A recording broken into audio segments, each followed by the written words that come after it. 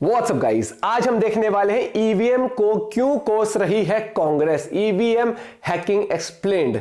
तो आज रौनक की वीडियो फन का एपिसोड है भैया। यही होता है जब हार जाए तो ईवीएम का ड्रामा शुरू हो जाता है। करते हैं वीडियो प्रारंभ और आप बताना आप क्या कहना चाहते हैं ईवीएम से रिलेटेड। 1 2 3 गो।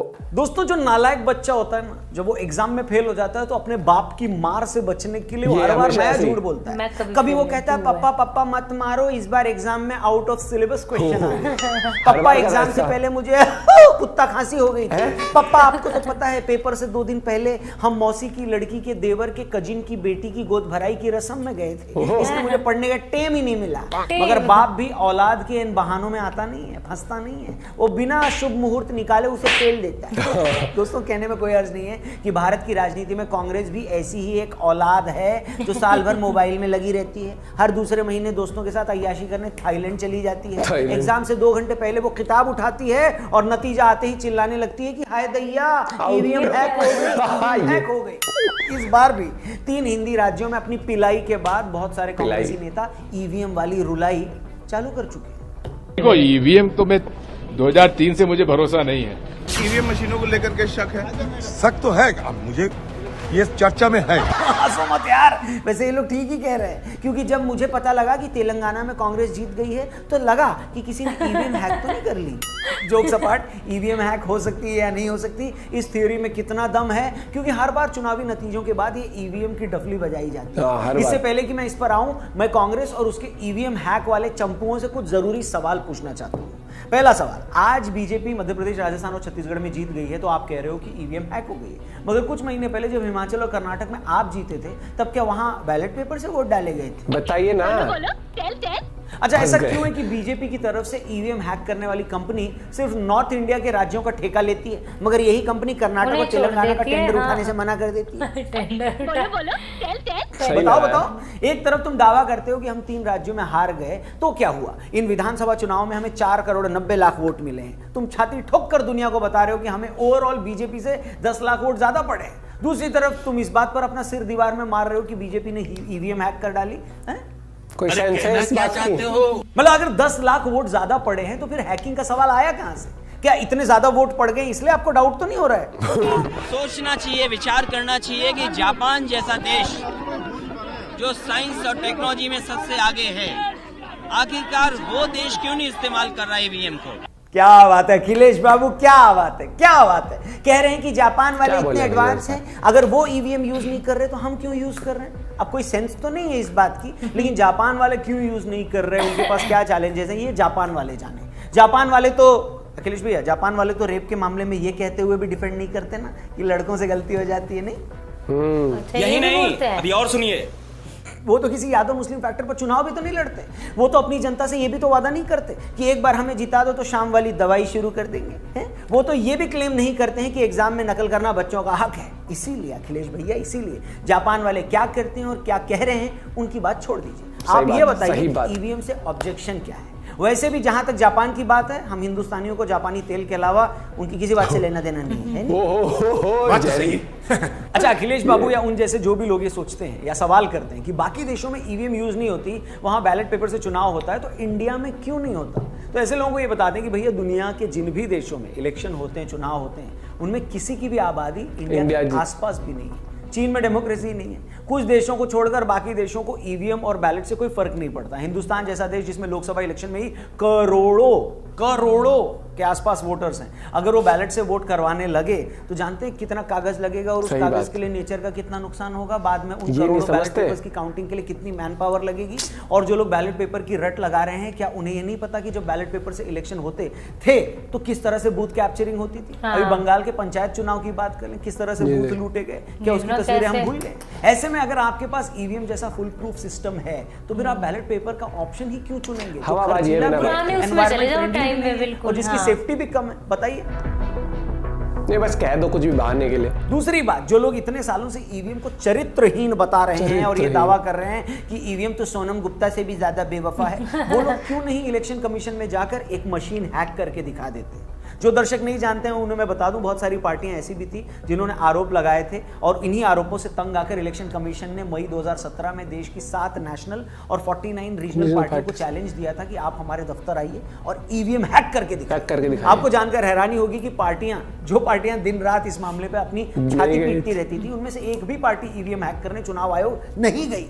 जब हैकिंग के लिए पार्टियों को अप्लाई करना था तो सिर्फ 2 पार्टियों ने अप्लाई किया, चुनावी मुद्दा बनाते हैं बस ये। मगर जिस दिन हैकिंग करने वाला दिन था उस दिन वो पार्टियां वहां पहुंची नहीं। ये बताने की जरूरत नहीं है कि ईवीएम के नाम पर दिन रात छाती कूटने वाली पार्टियों में से क्यों एक भी पार्टी उस दिन ईवीएम हैक करने नहीं गई, क्योंकि उन्हें भी पता था कि वहां चले जाते ऐसा कुछ है ही नहीं। अभी तो फिर भी हार के बाद ईवीएम हैक हो गई का झुंझुना बजा लेते हैं। मगर एक बार अगर ये लोग सच में ईसी के दफ्तर में चले जाते और ईवीएम हैक नहीं कर पाते तो पूरी दुनिया में गजब बेइज्जती होनी है, किसी को मुंह दिखाने के लायक नहीं रहते और फिर हर बार हार के बाद कुछ बोलने की हिम्मत भी नहीं होती। और ये भी पता चल जाता कि जो हैक हुआ है वो ईवीएम नहीं है, उनका दिमाग। सही बात। क्या हो सकती है?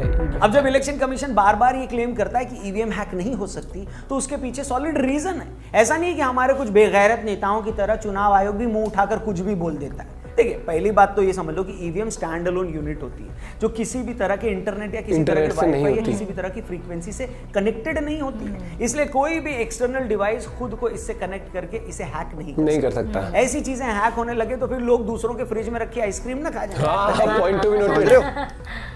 अब ईवीएम वर्क कैसे करती है वो भी आप समझ लो, इतनी बार समझे एक बार और समझ लो। जब आप वोट देने जाते हो तो वहां बेसिकली 3 मशीनें होती है। एक होती है कंट्रोल यूनिट, दूसरी होती है बैलेट मशीन जिसमें बटन दबाकर आप वोट डालते हो, और तीसरी होती है वीवीपैट मशीन। जैसे ही आप वोट डालते हो वीवीपैट से एक पर्ची निकल कर आती है जिसमें उस पार्टी का सिंबल आपको दिखता है जिसे आपने वोट डाला था।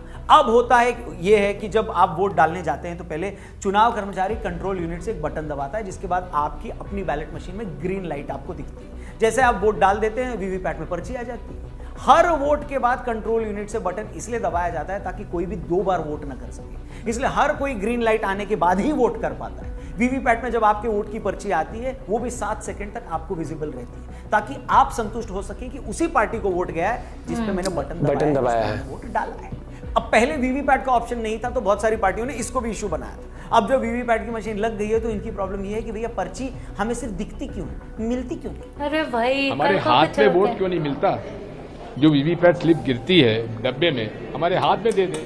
अब आते हैं अगले पॉइंट पर कि क्या कुछ भी बस बोलेंगे हम तो भैया वो भी पॉसिबल नहीं। वो इसलिए पॉसिबल नहीं है क्योंकि ये वोटिंग मशीनें बड़ी हाई सिक्योरिटी जोन में रखी जाती हैं। आपको बता दें कि वोटिंग से कुछ दिन पहले ये ईवीएम डिस्ट्रिक्ट के स्ट्रांग रूम में रखी जाती है जहां सील पैक होने से पहले हर पार्टी के रिप्रेजेंटेटिव को इसे दिखाया जाता है। फिर इलेक्शन वाले दिन से पहले इन्हें अलग अलग पोलिंग बूथ में पहुंचाया जाता है। फिर काउंटिंग वाले दिन से पहले मशीन को स्टार्ट करने से पहले भी पॉलिटिकल पार्टीज के रिप्रेजेंटेटिव्स की मौजूदगी में इसे शुरू किया जाता है और वोटिंग खत्म होने पर जब मशीन बंद की जाती है तब भी ये लोग वहां खड़े होते हैं। फिर इन्हीं के रहते इन मशीनों को दोबारा सील पैक किया जाता है। आपको बता दें हर मशीन में एक सेपरेट चिप लगी होती है, उसका एक अलग सीरियल नंबर होता है। अब इस मशीन को अगर किसी को हैक करना है या उसमें गड़बड़ी करनी तो ये मशीन फिजिकली उसके पास होनी चाहिए। और जब कोई ये क्लेम करता है कि बीजेपी ने 3 राज्यों में बीजेपी इसलिए जीत गई क्योंकि उसने ईवीएम हैक की थी, तो बेसिकली वो ये क्लेम कर रहा है कि बीजेपी ने चुनाव जीतने के लिए सारे राज्यों के सारे बूथों की ईवीएम मशीन अपने कब्जे में ली और रातों रात गड़बड़ करके सारे वोट खुद डाल दिए। वो भी तब जब ये सारी मशीनें स्ट्रांग रूम में थी और उन्हें हर पार्टी के नुमाइंदे की निगरानी में सील पैक करके रखा गया। इसके बाद भी अगर कोई गड़बड़ी की बात कर रहा है तो ये कहने में मुझे कोई हर्ज नहीं है कि गड़बड़ी ईवीएम में नहीं है, ऐसा बोलने वाले के दिमाग में है। फिर क्यों लगता है इल्जाम? बहाना है। अच्छा, अब जब ये लगभग क्लियर है कि ईवीएम न तो हैक हो सकती है न ही उसे हैक किया जा सकता है, तो सवाल ये है कि कुछ पार्टियां क्यों बार बार ईवीएम हैक होने का रोना रोती हैं? इसकी वजह भी बड़ी सिंपल है। देखिए क्या है ना कि इलेक्शन में अगर आप कभी हारते हैं कभी जीतते हैं तो हार को पचाना, हजम करना, फेस करना बड़ा आसान होता है। मगर जब आप लगातार सिर्फ हार ही रहे हो, कांग्रेस को बहुत डिफिकल्ट, पार्टी 50 सालों तक देश की सत्ता पर रही, लगभग हर स्टेट पर उसका राज था। आज अगर वो सिर्फ 2-3 स्टेट में सिमट कर रह गई है, केंद्र में वो 10 सालों तक पावर से दूर है, अभी भी दूर दूर तक ये नहीं लग रहा है कि वो फिर से सेंटर में सरकार बना पाएगी या नहीं, तो ऐसी सिचुएशन में उसके लीडर बावले हो गए। वो ये पचा ही नहीं पा रहे हैं कि हम लोग आज इररिलेवेंट हो गए। वो एक्सेप्ट नहीं करना चाहते कि जिन राहुल गांधी को अपना फ्यूचर पीएम बताते हैं उन राहुल गांधी को पब्लिक जरा भी सीरियसली नहीं लेती। वो इतनी बार हार रहे हैं कि अब उनके पास बहाने कम पड़ गए, इसलिए अपने सेल्फ डिफेंस में उन्होंने ईवीएम ये तो बच्चा भी बता देगा कि किसी भी तरीके से स्टुपिडिटी है ये बोलना। इसलिए जब उन्हें कुछ समझ में नहीं आता बस ये बोलकर अपनी शर्मिंदगी मिटा देते हैं कि भैया ईवीएम हैक हो गया। और अभी तो रुको, करवाना। मगर ये बात सिर्फ बहानेबाजी की नहीं है। कांग्रेस और बाकी पार्टियां इस बात की सीरियसनेस को नहीं समझती। जब आप ये कहते हो ना कि बीजेपी ने ईवीएम को हैक कर लिया है, वो भी बिना किसी बेस के, तो एक तरह से ऐसा बोलकर आप देश को बांट रहे हो, जनता को आप उकसा रहे हो। और ऐसा वही लोग कर रहे हैं जो हर बात पर ये कहते हैं कि मोदी देश को बांट रहा है, बीजेपी देश को बांट रही है, मगर हकीकत ये है कि सिर्फ चुनाव जीतने के लिए सबसे ज्यादा देश को आप लोग ऐसी बातें बोलकर बांट रहे हैं। मध्य प्रदेश कांग्रेस ने अपने ट्विटर हैंडल से लिखा कि ईवीएम जीत गई, आपका मत हार गया। ऐसा लिखकर आप क्या कर रहे हो? आप जनता को भड़का रहे हो कि भैया सड़कों पर उतरो, इस देश में डेमोक्रेसी खत्म कर दी गई है। जब इलेक्शन हारने पर आप ये कहते हो कि नॉर्थ इंडियन वोटर्स तो गौमूत्र पीते हैं, साउथ इंडियन ज्यादा सेक्युलर है, तो आप क्या कर रहे हैं? ऐसा बोलकर आप देश को नॉर्थ साउथ में बांट रहे हैं। जब आप ये कहते हैं कि आप जातिगत सर्वे करवाएंगे और उसके बहाने जातियों के नाम पर लोगों को भिड़ाएंगे, तो आप क्या कर रहे हैं? देश को बांट ही तो रहे हैं। जब आप सनातन को डेंगू मलेरिया बताते हैं, तो आप क्या करते हैं? हेलो, देश को बांट ही तो रहे हैं। जब आप हिंदुओं में ही बाकी जातियों को सवर्णों से भिड़ाते हैं, तो आप क्या करते हैं? बांट रहे हैं, बांटते हैं। और देश को इतना बांटने के बाद आप ये कहते हैं कि मोदी देश को बांट रहा है और हम मोहब्बत की दुकान खोलकर बैठे हैं, तो दिल करता है कि मोहब्बत की उसी दुकान के शटर पर अपना सर दे मारूं। ये बढ़िया। आखिर में बस यही कहूंगा दोस्तों कि घूमने के लिए दुनिया बड़ी अच्छी जगह है, मगर झांकने के लिए अपना ही गिरेबान बेस्ट ऑप्शन है। इसलिए ईवीएम को गरियाने और देश को बांटने के बजाय अपने गिरेबान में झांको और खुद से पूछो कि तुम क्या कर रहे हो, क्यों कर रहे हो, और अपने किन कर्मों की वजह से तुम लगातार हार रहे हो। और ज्यादा कहने का जरूरत नहीं है यहाँ पर, क्योंकि थोड़े कहे को ज्यादा ही समझिए तो अच्छा है। बाकी इस मामले पर आपकी क्या राय है? आपको लगता है ईवीएम हैक होती है या नहीं होती है? या ईवीएम को गाली देने वालों पर आप क्या सोचते हैं? उनके लिए एक शब्द में कमेंट बॉक्स खुला है, बिंदास लिख दो प्लीज। इस वीडियो को और भी लोगों तक पहुंचाएगा, क्योंकि ये वीडियो और भी लोगों तक मेरा तो एक शब्द है, बेचारे। भाई बेचारे, पता है एक टाइम पे किसी पे गुस्सा आता है, किसी पे कुछ, इन पे ना मुझे थोड़ा तरस आता है कि क्या बोले, ईवीएम ही बोल दे क्या, चल वही रिपीटेड क्या बातें हो रही है। मतलब फिर ये होता है कि जब खुद ही आप ऐसी जोक मार देते हो और ये देश चलाने की बात करते हैं, फिर इनको चलाना है देश, इनको सरकार बननी है, सीरियस लेगी, बताओ। और पता है क्या कहते हैं कि बीजेपी के अनपढ़ नेता, अनपढ़, मतलब तुम ये बताओ, ये तो वही एग्जांपल होगा कि किसी के फ्रिज की रखी आइसक्रीम खा लो। इतना ही एक बात बता दो, अगर आप बच्चा वो कहता है ना कि रीचेकिंग के लिए अप्लाई करता है, तो बच्चा जाता है ना अपना पेपर चेक करने, और तुम्हें इतनी दिक्कत हो रही है कि वो ढंग से नहीं हुआ, तो जाता क्यों नहीं हो? इसलिए नहीं जाता, फिर उसे पता है कि भाई तू गड़बड़ लिख के आया है, घर वालों के सामने तेरी पोल खुल जाएगी। भैया इनको साफ, यार नहीं हो सकती वो हैक, यार वो कोई भी चीज हैक करते तो वो होता है ना उसको कि सैटेलाइट से कनेक्टेड हो या वाईफाई से कनेक्टेड हो या इंटरनेट से। ये सामने रखी रिंग लाइट हैक करके कोई इसकी लाइट कम ज्यादा कर रहा है, हर एक चीज, हमारा बल्ब है, हमारा पंखा बल्ब हैक कर लिया। भाई जो पार्टी जीत रही है ना, पब्लिक के विश्वास से जीत रही है, और तुम्हारे भी अगर मिला मिलू के 10 लाख वोट ज्यादा आए तो लोगों का विश्वास तुम पे भी कहीं ना कहीं होगा। लेकिन ऐसी बेतुकी बकवास बातें करोगे तो जो लोग तुम्हारे सपोर्ट कर रहे हैं, फिर वो भी धीरे धीरे छोड़ देंगे, भैया तो ना सर पैर की बात कर, बिना सर पैर की बात कर रहे हैं, बोलेंगे हमारी और बेइज्जती करा रहे हैं, इनके सपोर्टर बन रहे। भाई ये सच में ये देश चलाने वाली हालत नहीं लग रही मुझे। और ट्वीट कर दिया ईवीएम जीत गया, आपका ये जीतना चाहते हैं, गजब हो रहा है। और एक और था ना इनको कि वो अपने कब्जे में लेके कर लेते, बता तो दिया, जहाँ नहीं स्ट्रॉन्ग रूम होता है वहां पर हर एक पार्टी का बंदा होता है। नहीं देखो, मेरे लिए अगर मुझे जहाँ गड़बड़ और मुझे अपॉर्चुनिटी मिल रही है कि आप यहाँ पे आके चेक करो क्या उनको ये बोल दिया कि अगर हैक हो सकती है हैक करके दिखाओ, करो हायर कोई बढ़िया सा हैकिंग आर्टिस्ट वार्टिस्ट मंगाओ, इंपोर्ट, इतना बजट होता है पार्टी से, इतना पैसा होता है, मंगाओ अमेरिका से कोई हैकर पैकर, तब क्यों नहीं यार।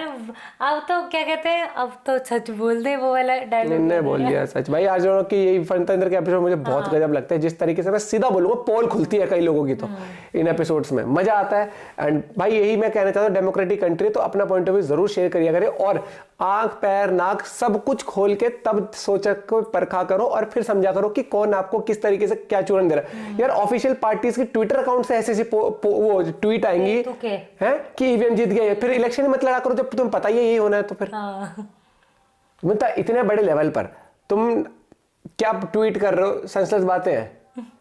या मुझे तो लगता है यूट्यूबर्स लोगों में ज्यादा ज्ञान हो गया आज के टाइम पर, तो सही में डिबेट में किस दिन यूट्यूबर्स ही देखेंगे, रुक जाओ तुम, मैं बता रहा हूँ प्रवक्ता तो काफी होली है। आपका पॉइंट ऑफ व्यू क्या है इस बारे में जरूर बताइएगा। मिलते हैं आपसे एक और वीडियो के साथ, बाय बाय, टेक केयर।